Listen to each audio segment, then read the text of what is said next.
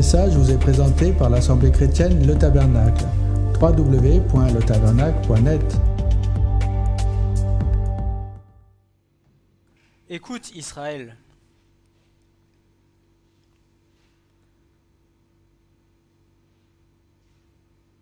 Celui que tu sers est le roi des rois et le seigneur des seigneurs.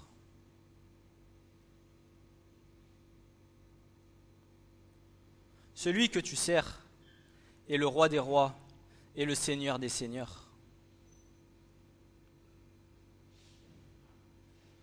Celui que tu sers n'est pas un Dieu fait à ton image, n'est pas un Dieu fait comme toi tu le penses.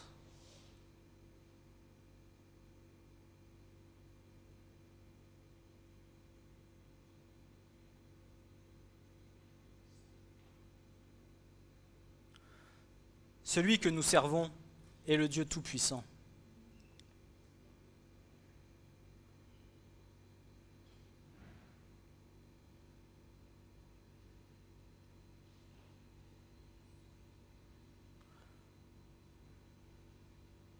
Prenez Deutéronome 6 et verset 10.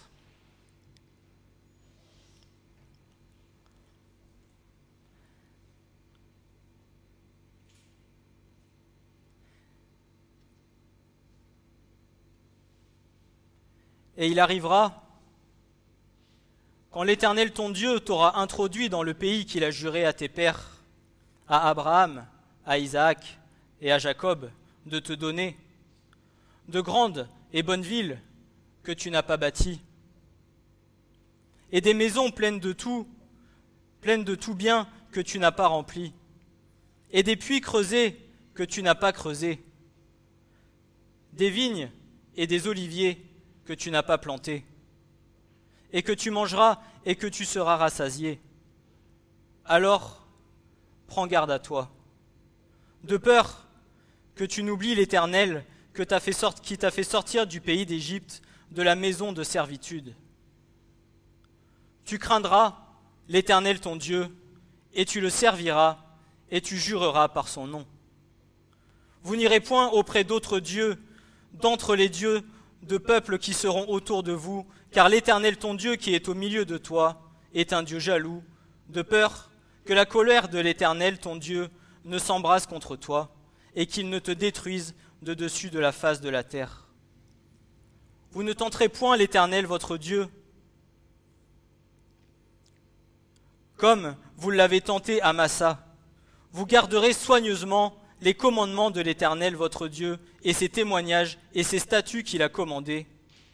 Et tu feras ce qui est droit et bon aux yeux de l'Éternel, afin que tu prospères et que tu entres dans le bon pays que l'Éternel a promis par serment à tes pères, et que tu le possèdes en chassant tous tes ennemis de devant toi, comme l'Éternel l'a dit.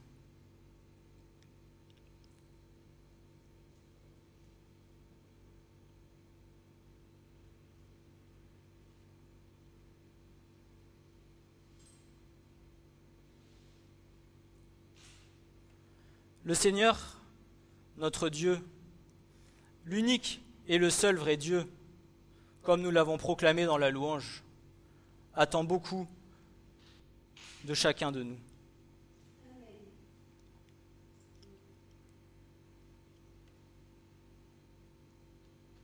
Il attend de nous que nous fassions la priorité, que nous fassions de lui la priorité de nos vies.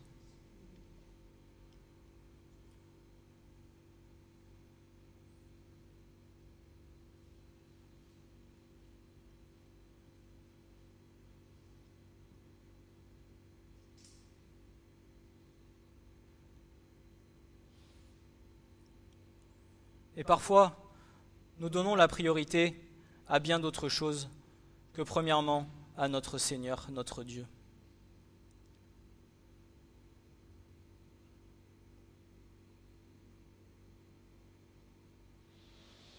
Il est important de comprendre que ce n'est pas nous qui devons choisir comment nous devons le servir, mais c'est lui qui doit nous conduire à comment nous devons nous soumettre à son autorité.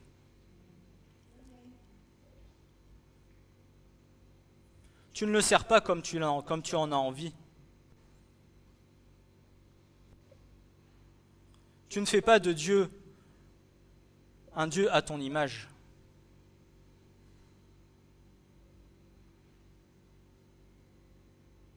C'est à lui de te conduire et c'est à toi de te soumettre.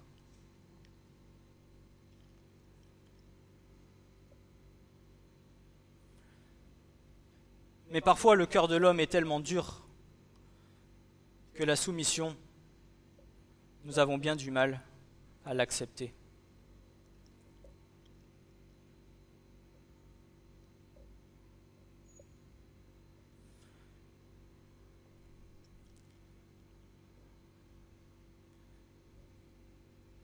Et le message que le Seigneur a déposé sur mon cœur ce matin, peut-être fera-t-il grincer les dents des hommes.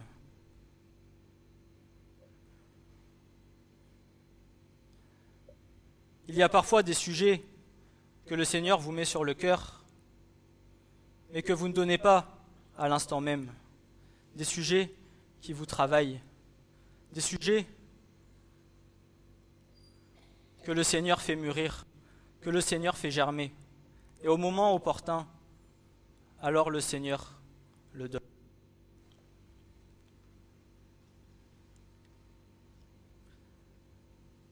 Et c'est aussi un message qui, pour ma part, m'a travaillé.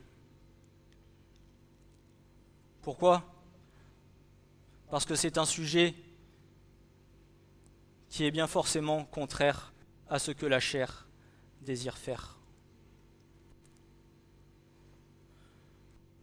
Le sujet du message de ce matin concerne la repentance.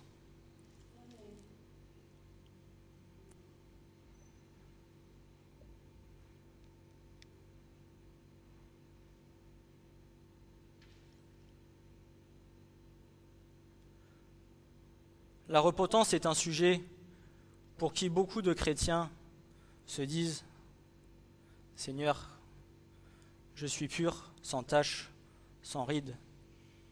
Je suis net par le sang de Christ. Je n'ai point besoin de repentance. » Et pourtant, bien souvent, tout au long de notre vie,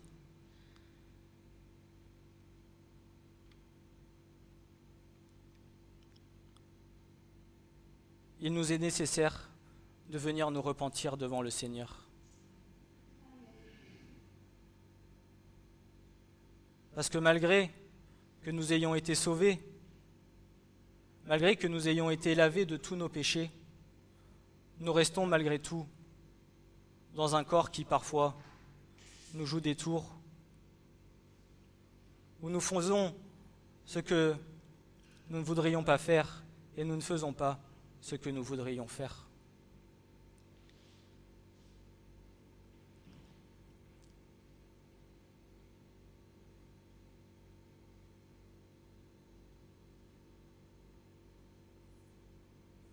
La repentance ne vient pas appuyer uniquement sur la vie des nouveaux convertis, mais se doit d'être sans cesse une action pour laquelle tu te dois de te sentir concerné, car malgré que nous, enfants de Dieu, nous ayons été rachetés et lavés par le sang de Christ, laquelle nous sommes encore dans ce corps de péché contre lequel nous combattons chaque jour et qui bien souvent vient à nous faire chuter devant notre Seigneur. Et ce par quoi cette chute nécessite bien souvent une repentance et une demande de pardon immédiate devant notre Seigneur, si du moins nous avons un cœur capable de s'humilier et de reconnaître que nous avons encore des faiblesses malgré que nous appartenons au Seigneur.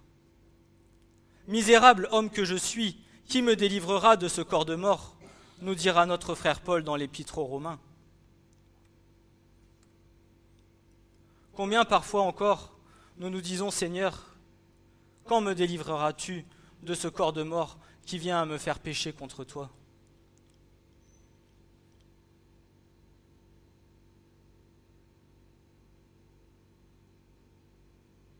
Notre marche de tous les jours est un combat perpétuel contre notre chair.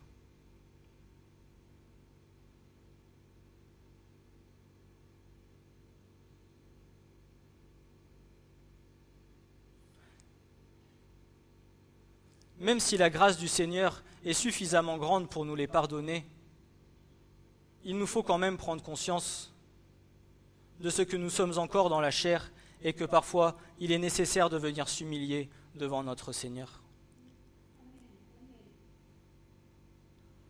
Malgré que le Christ nous voit parfait en lui, nous avons encore besoin de grandir chaque jour et de marcher petit à petit jusqu'à ce que nous soyons ce que le Christ désire être en nous et ce que le Christ désire faire de nous.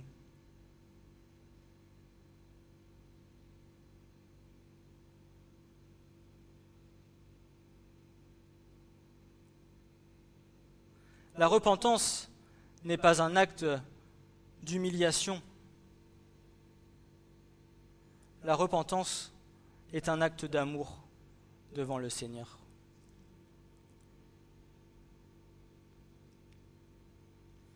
Selon la bonté infinie de Dieu, nous avons la promesse que si nous abandonnons nos péchés, si nous les confessons et si nous décidons par la foi d'accepter la grâce qui nous est donnée en Jésus-Christ, Dieu est fidèle et juste pour nous pardonner nos péchés et pour nous purifier de toute iniquité.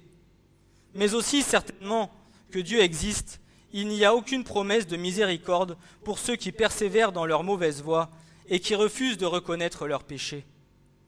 Certainement, aucun rebelle ne peut s'attendre à ce que le Christ lui pardonne sa trahison tant qu'il demeure dans une révolte ouverte. Personne ne peut être assez fou pour imaginer que le juste juge de toute la terre puisse ôter nos péchés si nous refusons de nous en séparer nous-mêmes. En outre, il doit être ainsi si l'on veut reconnaître la perfection de la miséricorde divine, une miséricorde qui pardonnerait le péché tout en laissant le pécheur vivre dans ce péché ne serait qu'une miséricorde bien faible et bien superficielle. Ce serait une miséricorde injuste et défigurée, boiteuse et privée de toute vigueur.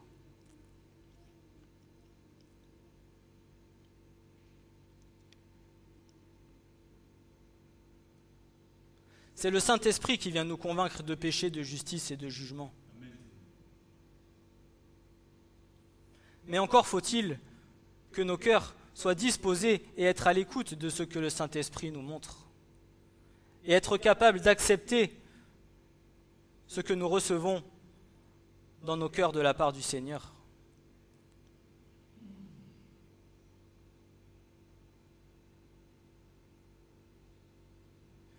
Juste pour vous faire un petit témoignage, un jour il s'est trouvé que je faisais des choses au travail parce qu'un collègue m'a dit non mais ça c'est bon, tu peux le faire, c'est autorisé, jusqu'au jour où j'ai appris que finalement ce que je faisais était du vol. Et le Seigneur m'a mis sur le cœur, va et repens-toi et va confesser tes péchés. Alors j'avais pris mon frère et ma sœur dans le bureau et j'ai demandé pardon au Seigneur pour ces choses. J'étais jeune converti, ça faisait que quelques années. Je dis, je ne sais pas s'il fallait que je vienne faire de cette façon-là ou s'il fallait que je me repente seul devant le Seigneur. Mais peu importe. Ce que le Seigneur regarde, c'est la disposition de nos cœurs.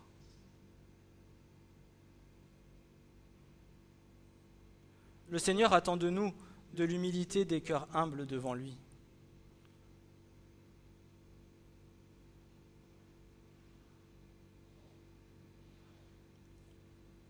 Le terme repentance vient du grec métanoïa, qui signifie changer de mentalité et d'intention de manière profonde et réelle.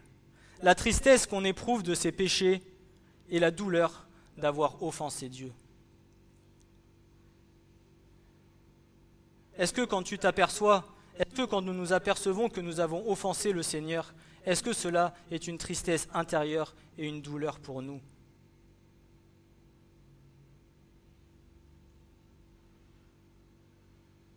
Tu aimeras le Seigneur ton Dieu de tout ton cœur, de toute ton âme et de toute ta force.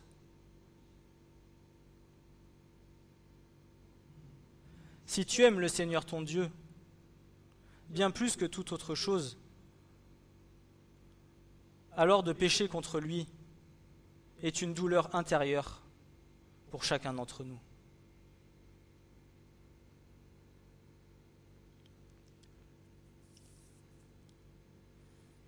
Métanoïa venant de métanoéo, méta qui signifie du grec méta qui signifie après, envers, et néo qui signifie comprendre, faire attention, considérer, se représenter, penser, reconnaître, intelligence. Autrement dit, comprendre, faire attention et avoir l'intelligence après avoir péché envers notre Créateur. Le Saint-Esprit viendra et nous montrera alors que nous avons fait une erreur devant lui.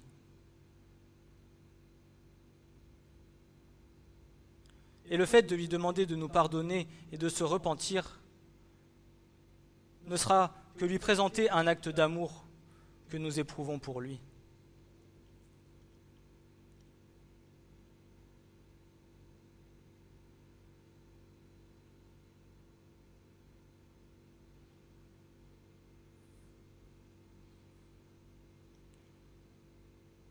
Et le Seigneur nous dira, « Mon enfant, tu es pardonné, va et ne pêche plus. »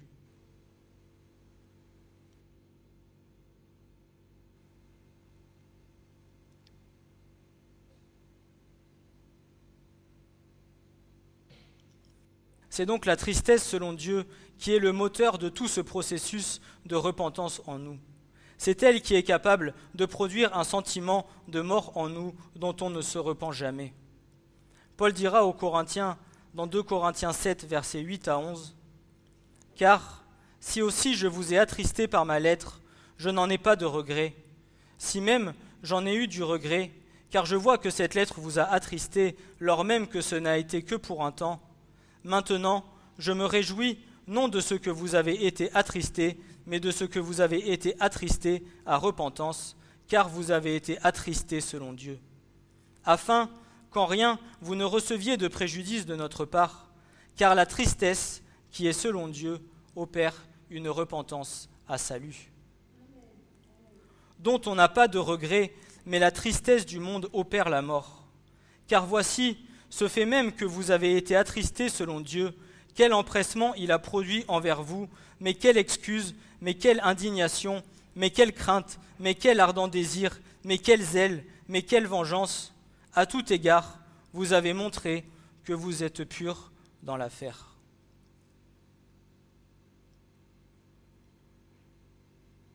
Cette tristesse ne vient pas nous condamner. Au contraire, elle est une grâce que Dieu nous accorde pour nous permettre d'arriver à la connaissance de la vérité. Notons aussi qu'en amont de tout ce processus de repentance, on trouve encore et toujours la conviction du Saint-Esprit, qui vient nous convaincre de péché, de justice et de jugement. Ainsi, quand la repentance est aboutie et mature, elle fait naître une foi surnaturelle en nous et un immense zèle pour nous permettre d'exprimer la vraie conversion et la vraie marche sur le chemin de la foi. Le repentir dont parle la parole de vérité n'est ni un simple regret, ni un remords destructif, ni un encouragement aux pratiques ascétiques. Le repentir, c'est d'abord la reconnaissance de nos péchés. C'est aussi le profond regret de les avoir commis et de ne pas les avoir reconnus pour tels plus tôt. C'est surtout la ferme résolution de changer de route après avoir réparé, si possible, le mal qu'on a fait. C'est enfin se tourner vers Dieu pour recevoir son pardon et vivre dorénavant selon sa volonté. C'est cette dernière initiative à laquelle l'évangile de Luc nous appelle. Produisez donc des fruits de la repentance.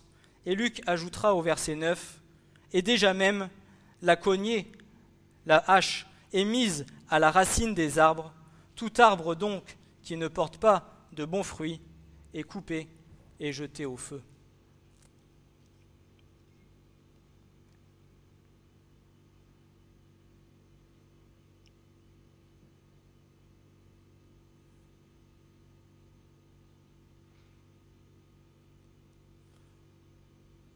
Le Seigneur attend de chacun d'entre nous que nous portions du bon fruit. Vous le savez, vous comme moi, nous avons tous des branches, des sarments sur le cep qui portent du fruit et d'autres qui n'en portent pas.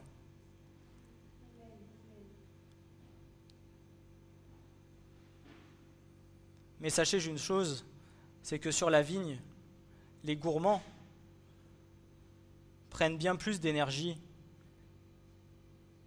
Ces sarments qui ne portent pas de fruits vont venir pomper toute l'énergie pour ceux qui vont en porter. C'est pour cela que le Seigneur nous dit « La cognée est mise à racine des arbres, et tout arbre qui ne produira donc pas de fruits est coupé et jeté au feu. »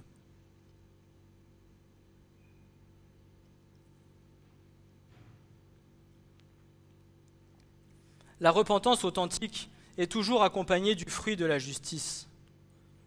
Malheur à vous, scribes et pharisiens hypocrites, car vous payez la dîme de la menthe et de la nette et du cumin, et vous avez laissé les choses plus importantes de la loi, le jugement et la miséricorde et la fidélité. Il fallait faire ces choses-ci et ne pas laisser celles-là. Matthieu 23, verset 23. Vous avez laissé les choses les plus importantes de la loi.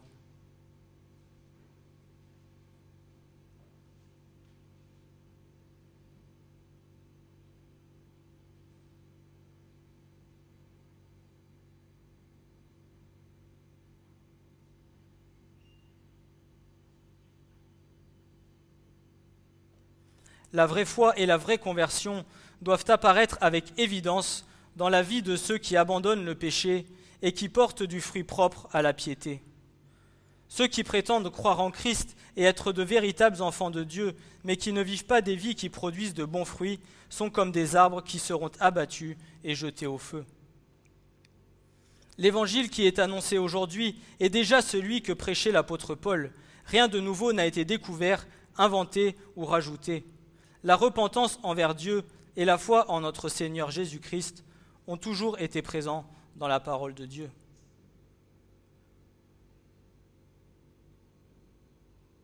Les choses que nous entendons aujourd'hui, la parole de Dieu que nous entendons aujourd'hui est la même que celle qu'il y a 2000 ans.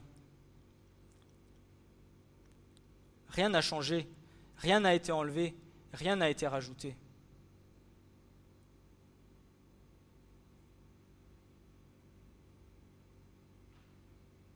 Alors si aujourd'hui on vient vous dire « Oui, mais tu sais mon frère, aujourd'hui on est sous la grâce, le Seigneur nous pardonne. » Oui, le Seigneur te pardonne, à condition que tu aies un cœur disposé à venir te présenter devant le Seigneur.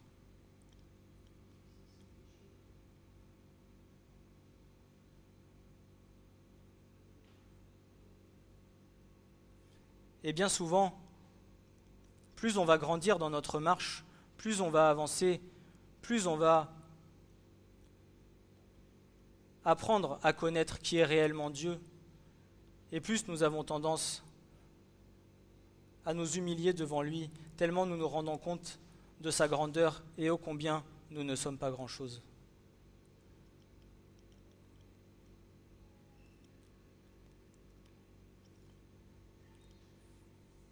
Acte 20, versets 19 à 21.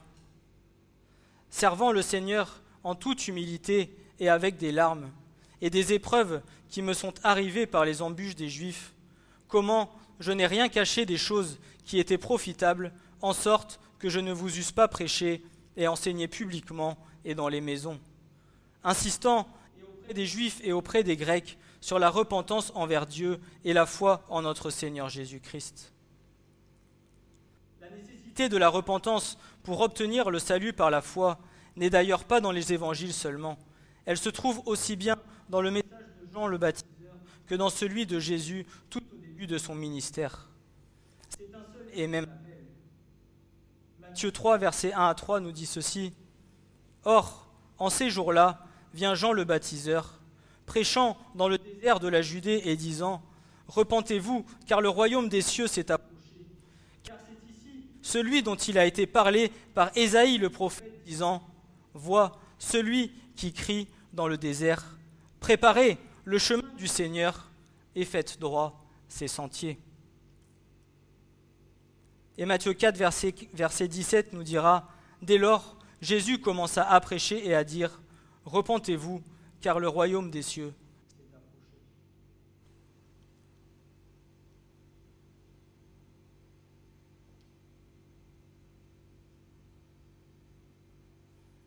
Ô combien nous entendons que le retour du Seigneur est proche. Ô combien nous entendons qu'il nous faut être prêts.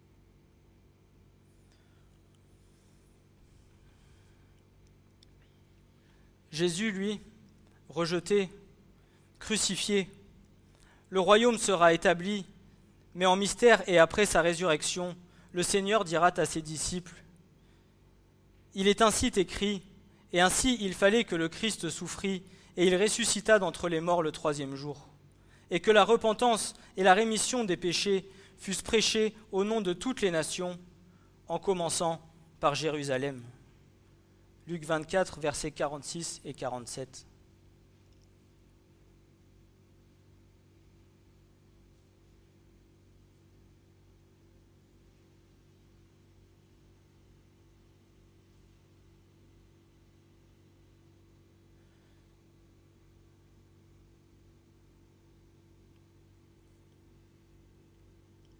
C'est ainsi que Pierre, à Jérusalem même, pouvait dire aux Juifs dans son premier discours, « Repentez-vous et que chacun de vous soit baptisé au nom de Jésus-Christ en rémission des péchés, et vous recevrez le don du Saint-Esprit.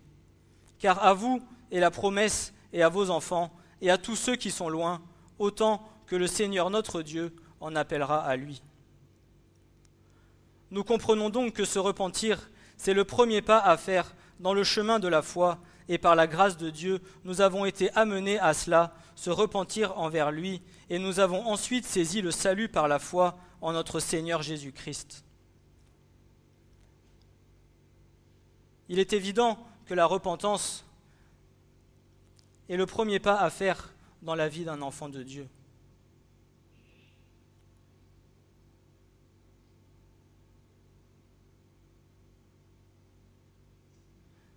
Mais elle ne concerne pas que cela. Elle ne concerne pas que les jeunes convertis qui viennent se donner au Seigneur. Elle nous concerne tout au long de notre vie.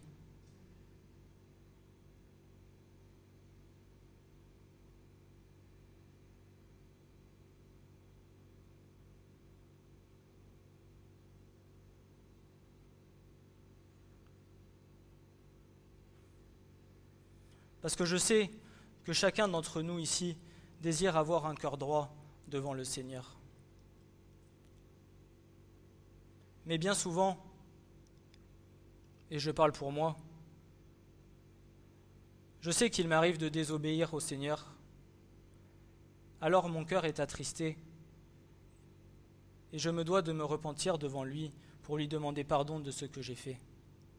Parce que je sais que ces choses-là ne lui sont pas agréables, même si parfois ces choses ne sont pas faites volontairement.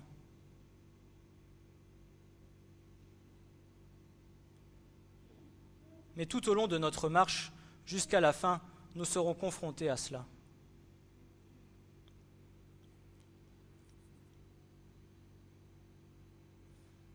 En revanche, dans la marche chrétienne, lorsque nous avons manqué ou fait un faux pas devant notre Père, combien il nous est parfois difficile de le reconnaître et de nous repentir. Dans la généralité des cas, nous essayons plutôt de nous justifier, nous cherchons de bonnes excuses et nous mettons facilement les responsabilités et les torts sur d'autres épaules afin de nous libérer de toute culpabilité, alors que pourtant, nous sommes bien les seuls responsables de la situation, nous efforçant ainsi à nous disculper. N'agissons-nous pas ainsi à la manière de l'incrédule qui ne veut pas admettre sa culpabilité devant Dieu et refuse de se repentir ? Nous présentons l'Évangile à cette âme encore dans son état de péché. Nous la pressons de se repentir pour connaître tout ce que procure la foi en notre Seigneur Jésus-Christ, Nous insistons sur le fait que si elle ne veut pas se repentir, elle se ferme elle-même la porte de la bénédiction et de la vie éternelle, et ce refus de la repentance que l'on trouve, hélas, chez beaucoup nous étonne. Pourtant, à notre tour, plutôt que de confesser un péché, confession qui nous rendrait la joie du salut, nous demeurons dans un état où nous ne pouvons goûter ni joie, ni bénédiction, essayant de cacher notre faute aux yeux de Dieu et même à nos propres yeux.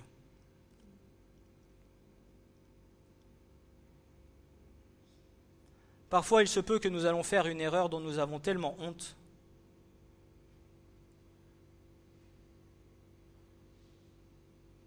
que nous n'osons même pas nous présenter devant le Seigneur pour lui demander pardon de cette faute-là. Mais pourtant, le Seigneur t'a vu. Pourtant, le Seigneur le sait. Parce que tu ne peux rien lui cacher. Alors que crains-tu de venir te présenter devant lui et de lui demander pardon? Oui, peut-être tu lâcheras des larmes. Oui, peut-être tu pleureras. Mais le Seigneur verra ton cœur. Et il effacera le péché que tu as commis.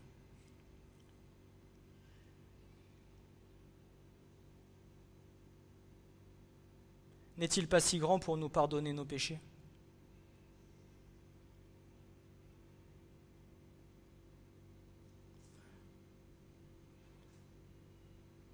Parce que si tu viens à enfouir cela,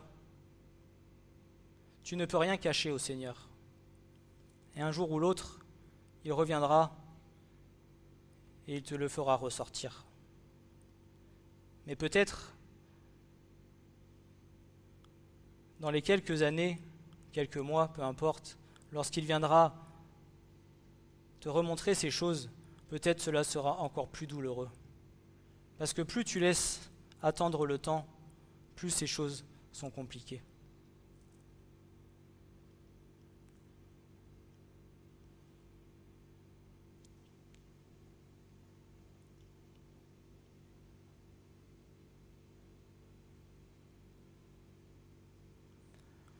C'est alors que nous perdons de vue ce qui est dans le cœur de Dieu. Notre Dieu est un Dieu miséricordieux et plein de grâce. Il se plaît à bénir, il y trouve sa joie, mais il ne peut le faire que lorsque le péché a été confessé. Qu'il s'agisse d'un inconverti ou d'un croyant qui a bronché en chemin. Ce qu'il attend pour ouvrir son cœur et ses bras, c'est cette parole, lorsqu'elle est dite avec sincérité, traduit une vraie repentance. Seigneur, j'ai péché. Que d'âmes demeurent dans la souffrance, la main de Dieu étendue sur elles, parce que les lèvres ne peuvent arriver à prononcer cette parole, ou parce qu'elles la prononcent sans qu'il y ait eu un réel travail de cœur et de conscience. Pour encore beaucoup, l'orgueil est le maître mot de ce manque de reconnaissance et de piété. Appartenant à Christ et selon la place qu'ils occupent dans le corps, bien trop de serviteurs sont eux-mêmes aveuglés par la propre image qu'ils se sont fait d'eux-mêmes. Se trouvant parfaits en Christ, ils ne trouvent jamais la nécessité de venir se repentir de leur marche quotidienne. Pourtant, plus le Seigneur nous donne de responsabilités pour son peuple et son royaume, au plus l'humilité devrait nous envahir afin de s'assurer d'une marche selon sa volonté et sa vérité.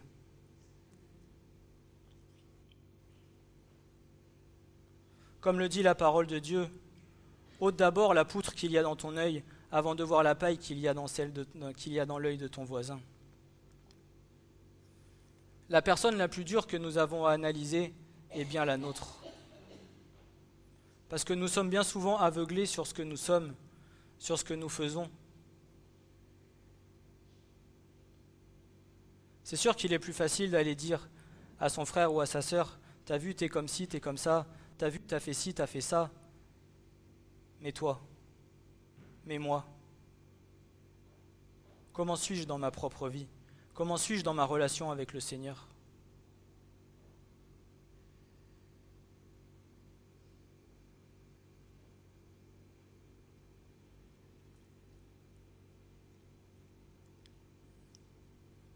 Le prophète Ésaïe, au chapitre 43 et versets 10 à 15, nous dira « C'est la vérité, vous êtes mes témoins, dit l'Éternel, vous et mon serviteur que j'ai choisi. C'est le Seigneur qui nous a choisis.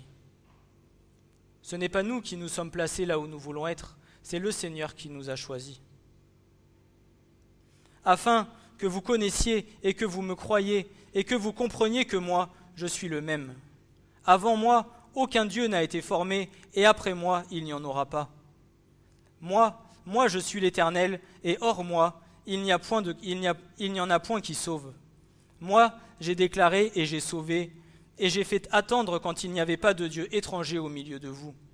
Et vous êtes mes témoins, dit l'Éternel, que je suis Dieu. Aussi, depuis qu'il y a un jour, je suis le même, et il n'y a personne qui délivre de ma main.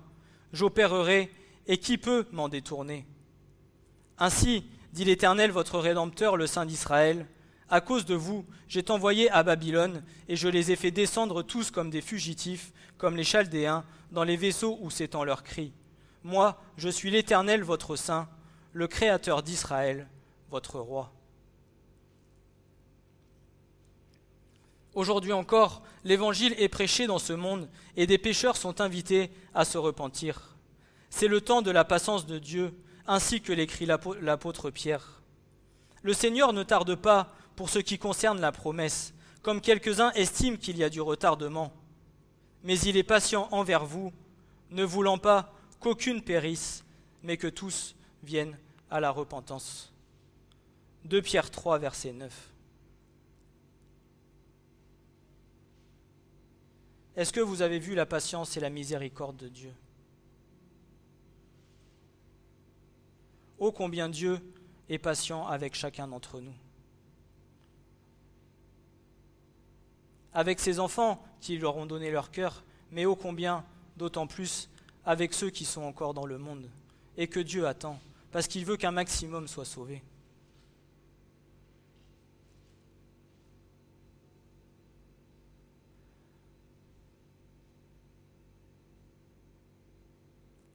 La patience de Dieu. Quelque chose pour laquelle j'aurai toujours de la reconnaissance. Parce que moi qui ai parfois un peu un problème avec la patience, je me dis Seigneur, des fois, j'ai du mal avec une ou deux personnes parce que ça me fatigue, il m'agace, il y a ça qui m'agace chez lui, etc. Mais Dieu qui patiente avec des millions et des milliards de personnes tous les jours. Ô combien la miséricorde de Dieu est grande.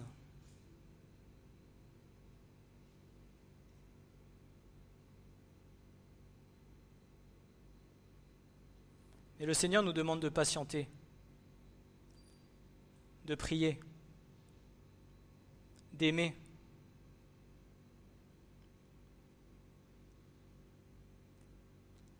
Et parfois, des actes de repentance envers notre frère ou envers notre sœur sont nécessaires pour continuer à faire avancer l'Église. Comme nous le partageait notre frère la semaine dernière, ce n'est pas une honte d'aller voir son frère ou sa sœur et de lui dire « Mon frère, ma sœur, je te demande pardon parce que j'ai ça ou ça contre toi. » Mais au contraire, cela permet de venir couper les racines aux pieds et que ces choses-là ne fructifient pas et de briser l'unité dans l'Église.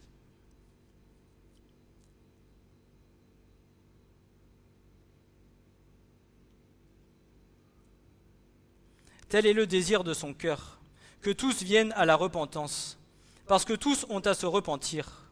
Comme au jour où le Seigneur était sur la terre, il y a encore tant de justes qui n'ont pas besoin de repentance. Luc 15, verset 7.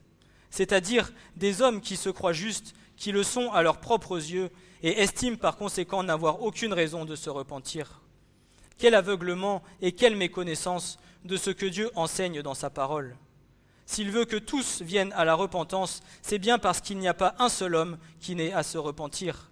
Quel contraste entre un tel état et celui du pécheur qui se repent. Pour ce dernier, il y a de la joie dans le ciel.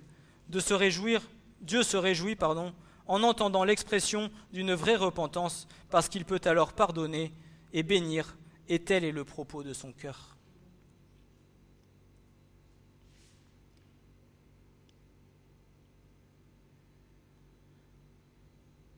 Et le psaume 51 nous dit ceci. « Use de grâce envers moi, ô Dieu, selon ta bonté, selon la grandeur de tes compassions, efface mes transgressions. Lave-moi pleinement de mon iniquité et purifie-moi de mon péché, car je connais mes transgressions et mon péché est continuellement devant moi. Contre moi, contre toi seul j'ai péché et j'ai fait ce qui est mauvais à tes yeux, afin que tu sois justifié quand tu parles, trouvé pur quand tu juges. Voici, j'ai été enfant dans l'iniquité et dans le péché, ma mère m'a conçu. Voici, tu veux la vérité dans l'homme intérieur, et tu me feras comprendre la sagesse dans le secret de mon cœur. Purifie-moi du péché avec de l'hysope, et je serai pur. Lave-moi, et je serai plus blanc que la neige. Fais-moi entendre l'allégresse et la joie, afin que les eaux que tu as brisées se réjouissent. Cache ta face de mes péchés et efface. Crée-moi un cœur pur, ô Dieu, et renouvelle au-dedans de moi un esprit droit. Ne me renvoie pas devant ta face, et ne m'ôte pas l'esprit de ta sainteté. Rends-moi la joie de ton salut, et qu'un esprit de franche volonté me soutienne. J'enseignerai tes voies aux transgresseurs, et des pécheurs se retourneront vers toi. Délivre-moi de la coupe du sang, ô Dieu, Dieu de mon salut.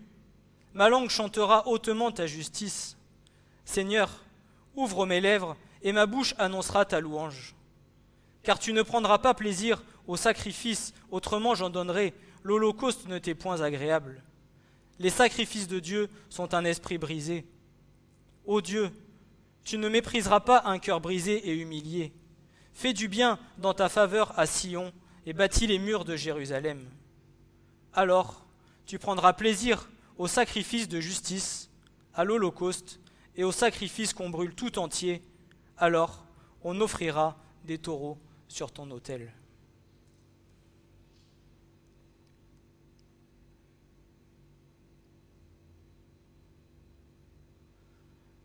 Le Seigneur attend de chacun de nous des cœurs remplis d'humilité.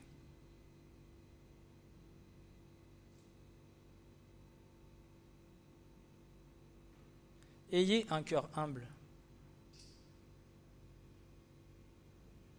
Servez le Seigneur avec humilité et avec droiture.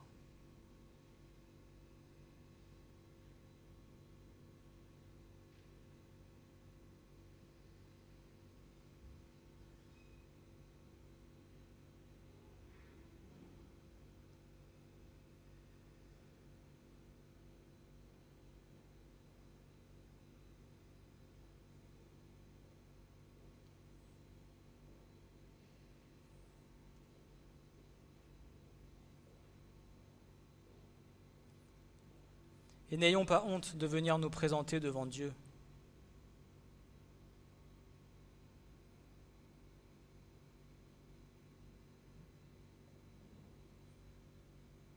Parce que nous avons un grand Dieu.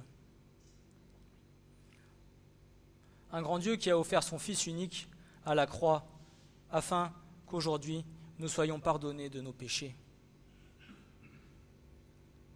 Et le sang de Christ vient, nous lave et nous purifie de tout ce que nous faisons qui n'est pas à la gloire de Dieu. Mais, parce qu'il y a souvent un mais, que le péché que tu as pu commettre et que tu as confessé à ton Seigneur, prends garde à ne point le reproduire.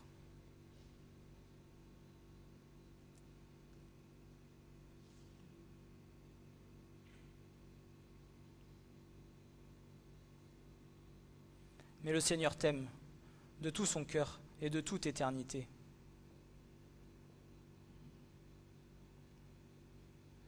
Et le Seigneur ne te voit pas tel que tu es aujourd'hui. Le Seigneur te voit tel que tu seras dans le royaume.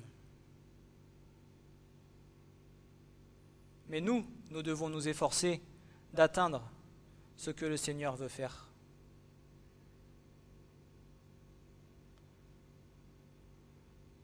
De venir couper tous les petits sarments qui ne portent pas du fruit chaque jour, afin que ceux qui en portent puissent venir fructifier et en porter davantage.